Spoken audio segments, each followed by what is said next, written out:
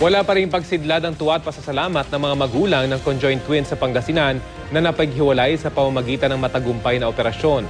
Mula sa Quezon City, may ulat on the spot si Katrina Son. Katrina? Yes, Rafi, isang press conference nga ang ginanap para iharap sa publiko ang nooy conjoined twins na sina Jerilyn at Jenilyn de Guzman na mula pa sa Pangasinan. Sa tulong ng Chuchi Foundation, buwan ng Enero nang magpunta sa Taiwan si Lude de Guzman kasama ang kanyang kambal na anak na sina Jerilyn at Jenilyn. Ito ay para maoperahan at paghiwalayin ang kanyang mga anak na ipinanganak na magkadikit sa tiyan. Mula January hanggang February ay binigyan daw ang kambal ng maayos na nutrisyon at pag-aalaga. Ito ay para maging handa sila sa operasyon na gagawin. March 13, 2015 naman nang isagawa ang operasyon sa Chuchi General Hospital sa Taiwan. Tumagal ito ng halos 8 oras.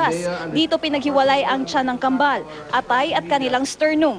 Matapos ang operasyon, nanatili sa ICU ang kambal ng 3 araw. Ika-4 na araw daw sila nang ilipat sa recovery room. At mula noon ay nakitaan na ng sigla at saya ang mga baby. Dumalo rin dito ang dating conjoined twins na sina Leia at Grace Rachel Awel. Ngayon ay 12 years old na sila at masaya raw sila na tulad nila ay successful ang naging operasyon ng kambal na sina Jerilyn at Jenilyn. Laking pasasalamat naman ng mga magulang ni Jerilyn at Jenilyn sa lahat ng tumulong sa kanila. At Rafi, bukas naman ay nakatakdangang bumalik sa Pangasinan ang kambal na sina Jerilyn at Jenilyn kasama ang kanilang mga magulang. Rafi? Maraming salamat, Katrina Son.